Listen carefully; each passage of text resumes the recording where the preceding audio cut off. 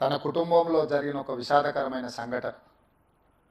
బసవతారకమ్మకు cancer రావడం ద్వారా వారిని కోల్పోవడం, కుటుంబంలో మనకు అత్యంత ప్రీతిపాత్రమైన వ్యక్తులను కోల్పోతే ఆ బాధ దుఃఖం తెలిసిన వ్యక్తిగా ఇంకెవరికి ఇట్లాంటి బాధ ఉండకూడదు. వీలైనంత మేరకు పేదలకు సేవలు అందిస్తూ వాళ్ళ కుటుంబాలను ఆదుకోవాలన్న ఆలోచనతోటి 1988-89లో ఈ ఆలోచనకు పునాది పడ్డది.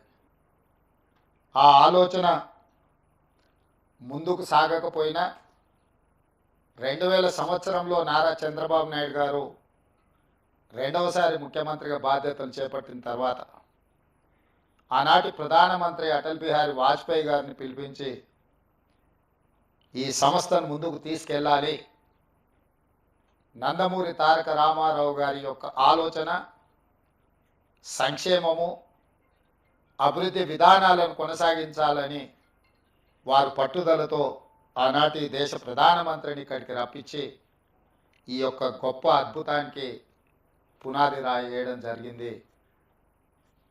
ఆనాటి ఆలోచనను నందమూరి తారక రామారావు గారు నిస్వార్థంగా ఎలాంటి లాభం కానీ ఎలాంటి స్వార్థం కానీ లేకుండా తెలుగు ప్రజలకే కాదు ఈ దేశంలో ఉండే ఎవరికైనా క్యాన్సర్ అంటే ఒక మహమ్మారి, అది ఒక మందు లేని జబ్బు, క్యాన్సర్ అంటే ఒక భయం ఉన్న సందర్భంలో లేదో దీన్ని నివారించవచ్చు, నిలువరించవచ్చు, నయం చేయొచ్చు అనే నమ్మకాన్ని కల్పించడానికి వారు ఒక నిర్ణయం తీసుకొని ఆ నిర్ణయాన్ని ముందుకు తీసుకెళ్తూ ఇవాళ క్యాన్సర్ వచ్చిందంటే కూడా భయపడకుండా హాస్పిటల్స్కి వచ్చి ట్రీట్మెంట్ చేసుకొని పూర్తిగా బాగు చేయించుకొని నవ్వుతూ బయటకు వెళ్ళే పరిస్థితిలో ఈరోజు ఈ తెలంగాణ రాష్ట్రంలో, హైదరాబాద్ నగరంలో, దేశంలో ఉండే వాళ్ళకి ఎంతోమందికి మేలు జరుగుతుంది అని అంటే ఆ రోజు వారు ఏ కళ అయితే కన్నాడో, ఏ విధంగా అయితే పేదలకు సహాయాన్ని అందించాలని వారు ఆలోచన చేసిండ్రో ఈరోజు అది అమలు జరుగుతుంది. తప్పకుండా స్వర్గంలో నందమూరి తారక రామారావు గారు మనల్ని అందరినీ ఆశీర్వదిస్తాడు. ఇక్కడ ఇందులో ప్రధానంగా భాగస్వామ్యం పంచుకొని ఈ నిర్వహణలో, ఈ నిర్మాణంలో ఆర్థిక సహాయాన్ని అందించడమే కాదు, ఇక్కడ సేవలు అందిస్తున్న సిబ్బంది కూడా ఎప్పుడూ వారి ఆశీర్వాదం ఉంటుంది అని చెప్పి నేను బలంగా విశ్వసిస్తున్నాను, నమ్ముతున్నాను. అదేవిధంగా ఈ సంస్థకు సంబంధించిన లీజ్ విషయంలో కానీ ఇతర అనుమతుల విషయంలో కానీ వారు నా దృష్టికి తీసుకొచ్చినంబడే క్యాబినెట్లో పెట్టి తక్షణమే క్లియర్ చేసిన. ఎందుకు అంటే ఈనాడు కొన్ని ప్రత్యేకమైన పరిస్థితుల్లో మేము ఉన్న ఈ హోదా, ఈ గౌరవం వారు ఏ స్వార్థం లేకుండా ఏర్పాటు చేసిన ఒక రాజకీయ పార్టీ మాకందరికీ అవకాశం కల్పించింది. ఆ ఆలోచనను, ఆ విధానాన్ని ఆ సంస్థలో పేదలకు సేవ చేయాలన్న ఆలోచనను అలవర్చుకున్న మేము తప్పకుండా ఇట్లాంటి కార్యక్రమాలకు అండదండగా నిలబడడం జరుగుతుంది భవిష్యత్తులో కూడా. అదేవిధంగా ఈ వేదిక మీద నుంచి ఒక్క మాట చెప్పదలుచుకున్నాం. మనలో ఉన్న ఆట నైపుణ్యం వెలికి రావాలి, ప్రజల గుర్తింపు జరగాలంటే నైపుణ్యం కలిగిన ఆటగాడితో పోటీ పడాలి అని పెద్దలు చెప్తూ ఉంటారు. ఈరోజు పక్క రాష్ట్రంలో నారా చంద్రబాబు నాయుడు గారు ముఖ్యమంత్రిగా బాధ్యత చేపట్టిన తర్వాత అభివృద్ధిలో, సంక్షేమంలో వారితో పోటీ పడి ఈ రాష్ట్రాన్ని ముందుకు నడిపించే అవకాశం నాకు వచ్చింది.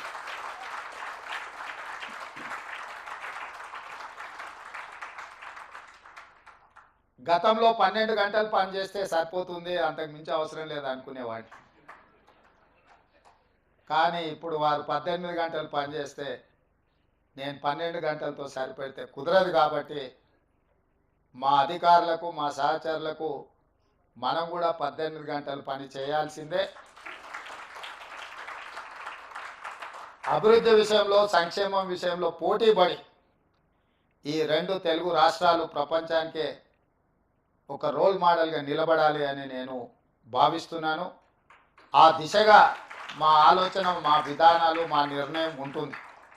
అందులో భాగంగానే తెలంగాణ రాష్ట్రంలో చాలా హాస్పిటల్స్, అంటే ఇది Hyderabad is the hub for hospitals.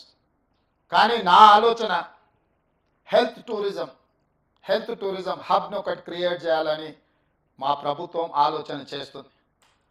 ప్రపంచంతోనే పోటీ పడే విధంగా ప్రపంచంలో ఉండే అన్ని జబ్బులకు సంబంధించి ఇక్కడనే వైద్యం అందే విధంగా ఒక హెల్త్ టూరిజం హబ్ని డిజైన్ చేయాలని ప్రాథమికంగా మేము ఒక అంచనాకు వచ్చినాం. శంషాబాద్ ఇంటర్నేషనల్ ఎయిర్పోర్ట్ చుట్టుముట్టూత స్థలాన్ని సేకరించి ఒక 500 నుంచి 1000 ఎకరాలలో ప్రపంచంలో ఉండే రాణించిన ఈ రంగంలో పేరుగాంచిన సంస్థలను అన్నిటిని కూడా రప్పించి అక్కడ వాళ్ళకి అనుమతులు ఇచ్చి ప్రపంచ దేశాలలో నుంచి ఎవరైనా హైదరాబాద్కి వెళితే ఎలాంటి జబ్బుకైనా వైద్యం అందుతుంది అనే విధంగా తీర్చిదిద్దాలన్న ఆలోచన మా ప్రభుత్వం చేస్తున్నది. ప్రధానంగా హెల్త్ ఆర్గనైజేషన్స్లో పనిచేసే డాక్టర్లే కానీ నిపుణులకు తెలుసు, ఈరోజు మన దేశంలో అత్యధికంగా మిడిల్ ఈస్ట్ కంట్రీస్ నుంచి చాలామంది పేషెంట్స్ ఇక్కడికి వచ్చి వైద్యం చేయించుకొని వెళ్తున్నారు. వాళ్ళకి రావడానికి పోవడానికి అవసరమైన విమాన సౌకర్యాలే కాదు, విమానాశ్రయంలో దిగిన తర్వాత కూడా వాళ్ళకి ఎలాంటి ఇబ్బంది జరగకుండా ఒక గ్రీన్ ఛానల్ ఏర్పాటు చేసి మిడిల్ ఈస్ట్ కంట్రీస్ నుంచి ప్రధానంగా ఇక్కడ వైద్యం కోసం వచ్చే వాళ్ళకి అందరికీ కూడా ఒక అద్భుతమైన సౌకర్యాలు ఏర్పాటు చేయాలన్న ఆలోచన మా ప్రభుత్వానికి ఉన్నది. తప్పకుండా ప్రణాళికతో ముందుకు వస్తాము. ఆ ప్రణాళికలో భాగంగా ఇంతకుముందు అన్న బాలకృష్ణ గారు, నామ నాగేశ్వరరావు గారు బసవతారకం క్యాన్సర్ హాస్పిటల్కి అదనంగా ఇంకా కొంత స్థలాన్ని కేటాయిస్తే మేము సేవల్ని విస్తరిస్తామని వారు చెప్పడం జరిగింది. ఆ హెల్త్ టూరిజం హబ్లో తప్పకుండా బసవతారకానికి స్థలాన్ని కేటాయించి ప్రపంచంతో పోటీ పడే తెలంగాణ రాష్ట్రంలో మీ పాత్ర తప్పకుండా ఉంటుంది, మీ సేవల్ని తప్పకుండా వినియోగించుకోవాలని మా ప్రభుత్వం భావిస్తుంది. మొదటి తరం నందమూరి తారక రామారావు గారు, రెండవ తరం చంద్రబాబు నాయుడు బాలకృష్ణ గారు, మరి మూడవ తరం మా మిత్రుడు భరత్ అండ్ లోకేష్ బాబు ఏం చేస్తారో చూడాలి. ఇది వాళ్ళ బాధ్యత. ఎందుకంటే వారసత్వంగా సంక్షేమము, రాజకీయము ఏదైతే అనుకుంటున్నారో సేవ చేయాలన్నది కూడా వాళ్ళదే బాధ్యత. ఎన్టీ రామారావు గారు సినీ రంగంలో వారు అడుగు పెడితే వారితో పోటీ పడిన వాళ్ళు లేరు. రాజకీయాలలో వారు అడుగు పెడితే వారు సాధించనిది లేదు.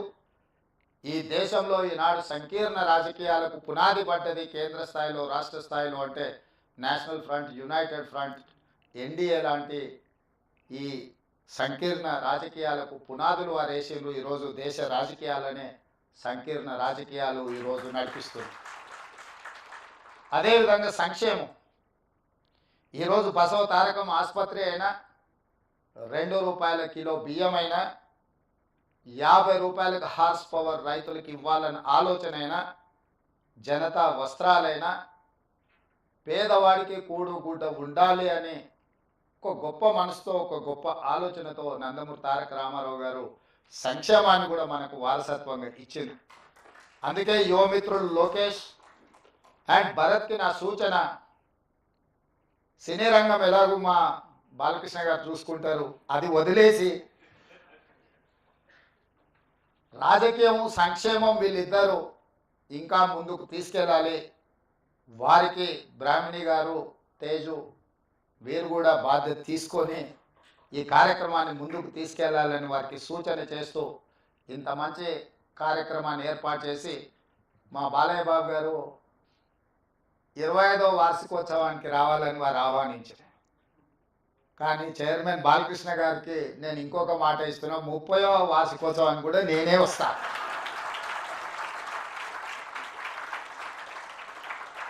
ధన్యవాదాలు.